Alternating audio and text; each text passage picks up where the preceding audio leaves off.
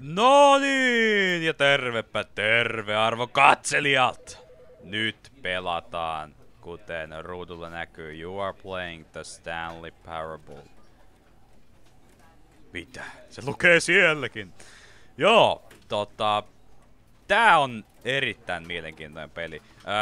Tästä on tullut 2011 vuonna, jos en ihan väärin muista, ilmainen versio. Olikohan se tohon Half-Life 2 tehty modi. Mä en tiedä miksi, nyt tuli ihan niinku hatusta heitin vaan. Sen mä oon nähnyt PewDiePien pelaamana, kuten myös tästä tulleen demon. Ja niiden perusteella mä todellakin haluan pelata tätä. Ja nyt voi sitten aloittaa siellä kommenteissa vihasodan PewDiePien heitterit vastaan Pro-army. Ja mut tää on tätä ei oikeastaan pysty, tai mä en ainakaan pysty oikein kuvailemaan mitenkään. Tää on niinku mindfuckien mindfuck. Eli aina kun sä luulet pääseväs kärryille, että mikä on homman nimi, niin sitten peli heittää taas kaiken ihan päälailleen. Ja mä tykkään siitä, on sitten kyse TV-sarjasta, elokuvista, peleistä, että katsoja kautta pelaajaa huijataan. Mä tykkään jotenkin siitä. Ja tää on kyllä niinku ultimate sen suhteen. Ja mä tässä pikkasen nauhoittelin jo, ihmettelin silloin, että ei saa tekstejä. Mutta ne kyllä sieltä löytyi sitten, niin ajattelin, että vedetään uusiksi. En tosiaan kovin, tai ollenkaan niinku käytännössä kerinnyt pelaamaan, mutta tääkin niinku, tuolla näkyy vielä toi, te ette todennäköisesti sitten nää. No itse asiassa niin, ei ainakaan pitäisi nähdä nauhoitusnumerot siellä hyppii, niin se on jotenkin vielä tuo ihan omaa lisää tähän. Ja joo, ei kai siinä. Tästä tosiaan ei hirveästi voi muuta sanoa, se pitää itse kokea ja eikä sitä muuta. Begin the game. Herran Jumala. This is the story of a man named Stanley. Stanley worked for a company in a big building where he was employee number 427. Employee number 427's job was simple. He sat at his desk in room 427 and he pushed buttons on a keyboard. Orders came to him through a monitor on his desk, telling him what buttons to push, how long to push them, and in what order. This is what employee 427 did every day of every month of every year. And although others might have considered it soul-rending, Stanley relished every moment that the orders came in, as though he had been made exactly for this job. And Stanley was happy. And then one day, something very peculiar happened. Something that would forever change Stanley. Something he would never quite forget. He had been at his desk for nearly an hour when he realized that not one single order had arrived on the monitor for him to follow. No one had showed up to give him instructions, call a meeting, or even say hi. Never in all his years at the company had this happened, this complete isolation. Something was very clearly wrong. Shocked, frozen solid, Stanley found himself unable to move for the longest time. But as he came to his wits and regained his senses, he got up from his desk and stepped out of his office. Joo, mä kyllä tosiaan halusin nämä tekstit tähän mukaan, koska toi kertoja ääni tulee tässä useampaan kertaan ja se tulee aina puskista, niin mä en sitten, jos mä kerkeen vähän puhua sen päälle, niin ainakin näkyisi teksteillä, niin ei mene keneltäkään ohi. Ja tää tosiaan vähän pieni pettymys oli, että tää alku on ihan samanlainen, mikä siinä 2011 vuoden versiossa. Mutta mä luotan siihen, että täältä tulee jotain uutta, koska tää on sellainen peli, joka pitää pelata blindina. Ehdottomasti. Tässä ei ole muuten mitään järkeä. Mutta joo, alku tosiaan ihan samanlainen. Ja katsotaan, mikä Stanleya odottaa.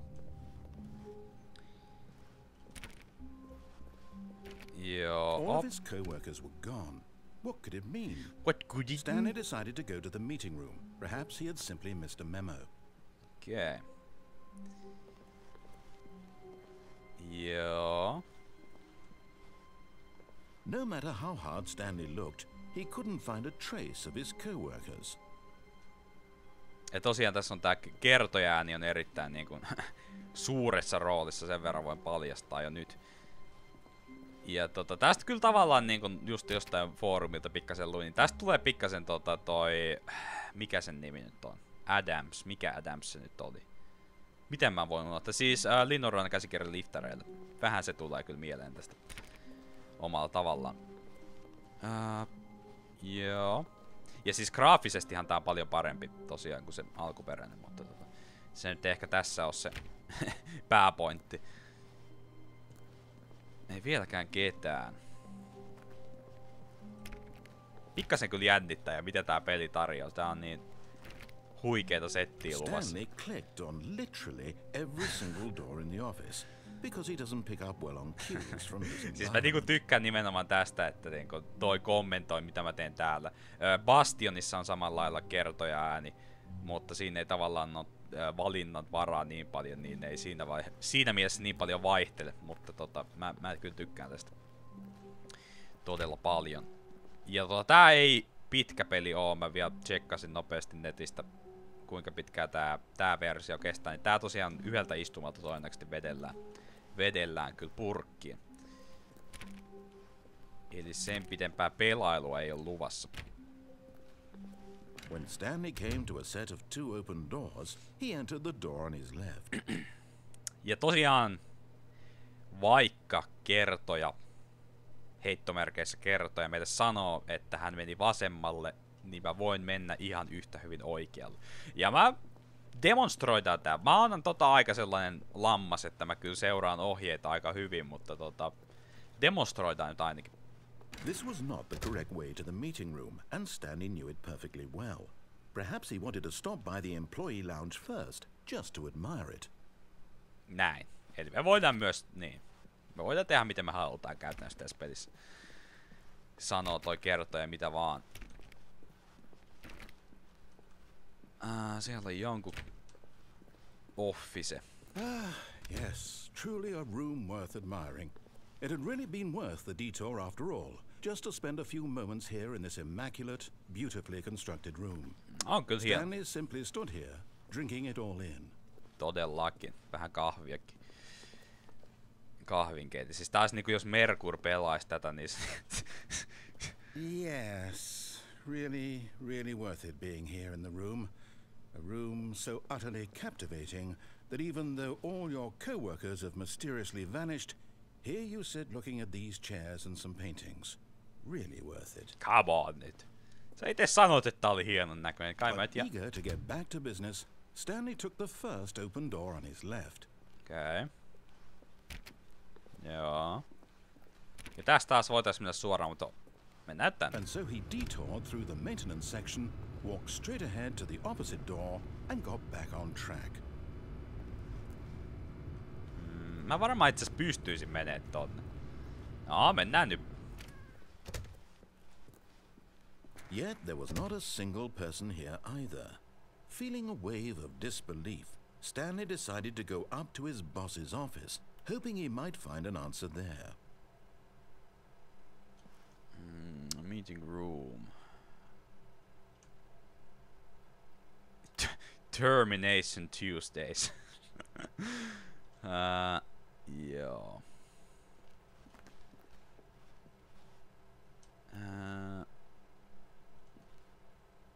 Targets.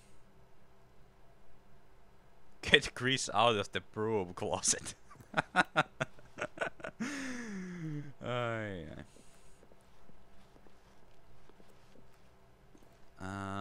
What do people want? Things, money, more money, things. Joo, kyllä suunnilleen oikein.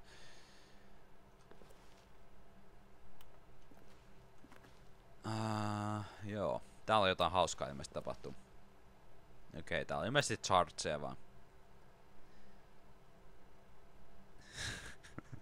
Tällä ei pitäisi olla jokaisessa työpaikassa, ainakin jos mä oon pomo. Sit kukaan ei ympyröi mitään.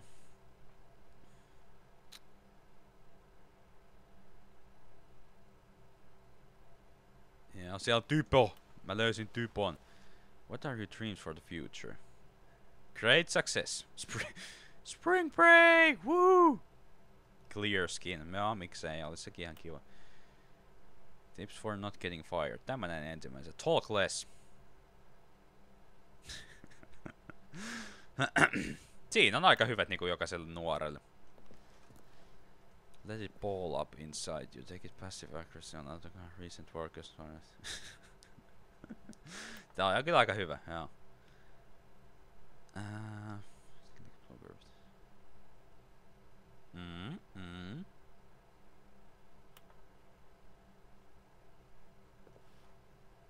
Joo. Ihmettä ei kommentoi mitään, että mä jään tänne kattelemaan. Number of slides on this slide. Slides, charge and slides.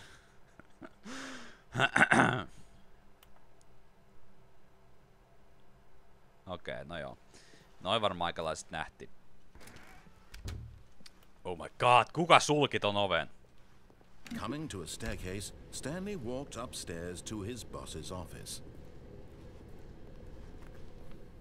Joo. Onko se täällä? Ei päästä WC:seen, kun mulla on kauhean pissähätä. Mä uskon, että se on tää. Wow. Stepping into his manager's office, Stanley was once again stunned to discover not an indication of any human life.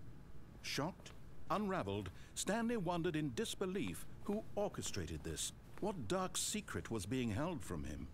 What he could not have known was that the keypad behind the boss's desk guarded the terrible truth that his boss had been keeping from him.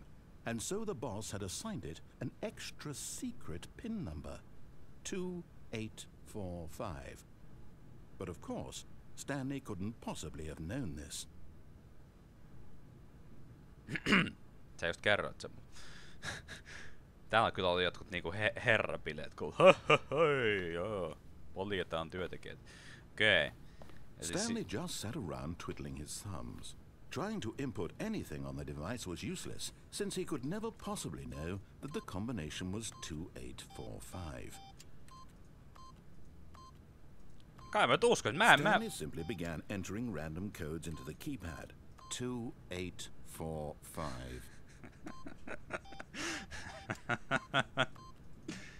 En mä voi tietää sitä.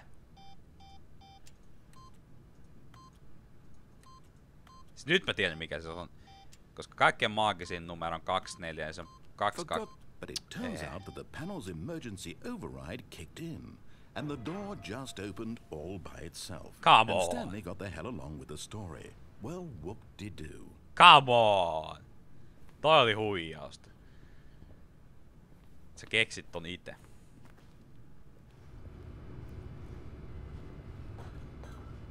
Joo. Tää on aika pimeetä.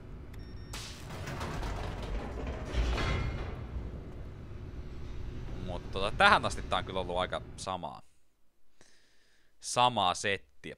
Katsotaan, jos se vielä vähän muuttuisi. Descending deeper into the building, Stanley realized he felt a bit peculiar. It was a stirring of emotion in his chest, as though he felt more free to think for himself, to question the nature of his job. Why did he feel this now, when for years it had never occurred to him? This question would not go unanswered for long. Spoilers!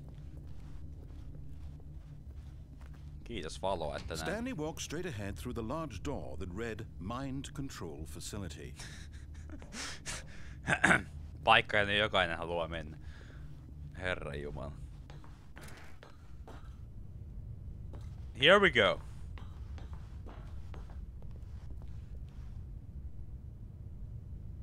That's it. Mitä siinä lukee? Mä en näe.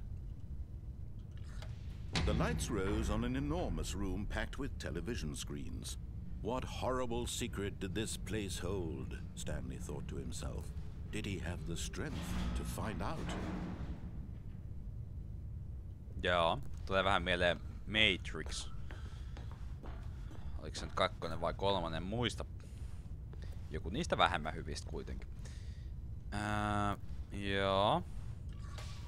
Now the monitors jumped to life, their true nature revealed. Each bore the number of an employee in the building. Stanley's co-workers. Whoa. The lives of so many individuals reduced to images on a screen, and Stanley, one of them, eternally monitored in this place where freedom meant nothing. Where freedom meant nothing. Tää on niinku aika komea, siis niinku miettii vaan, että Oculus Riftin kanssa, niin tää on aika upean näköinen. Joo, meikä siinä. Mikäs me oltiin? Oltiinko me 427?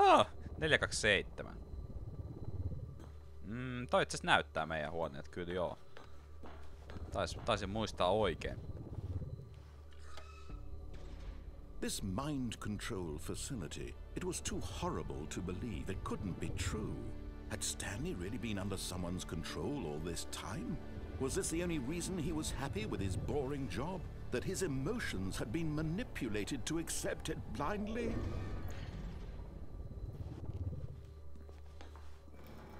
No, he refused to believe it. He couldn't accept it. His own life in someone else's control? Never! Never! It was unthinkable, wasn't it? Was it even possible?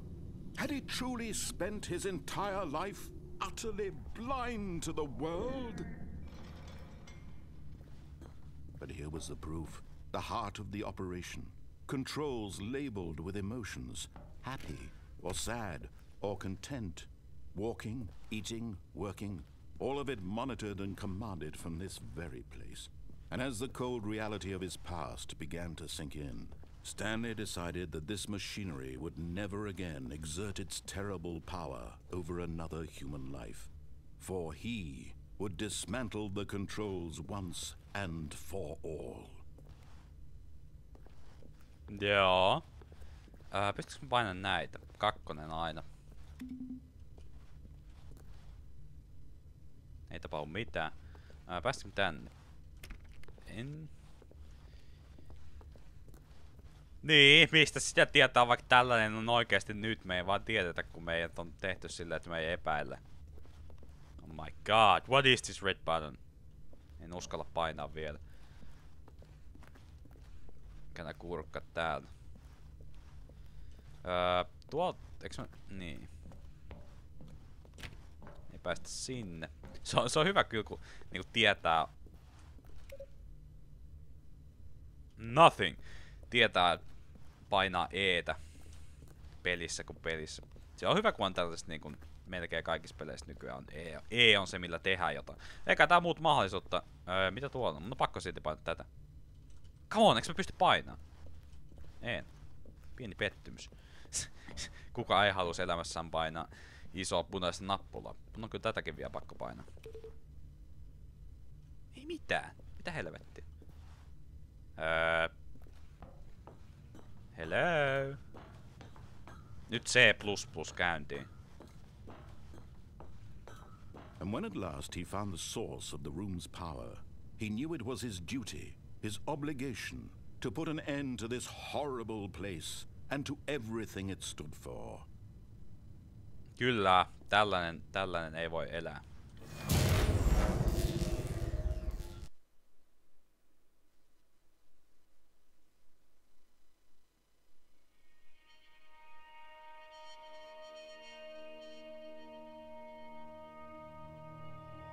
Blackness and a rising chill of uncertainty. Was it over?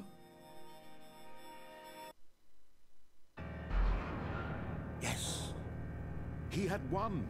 He had defeated the machine, unshackled himself from someone else's command. Freedom was mere moments away. And yet, even as the immense door slowly opened, Stanley reflected on how many puzzles still lay unsolved. Where had his co-workers gone? How had he been freed from the machine's grasp? What other mysteries did this strange building hold?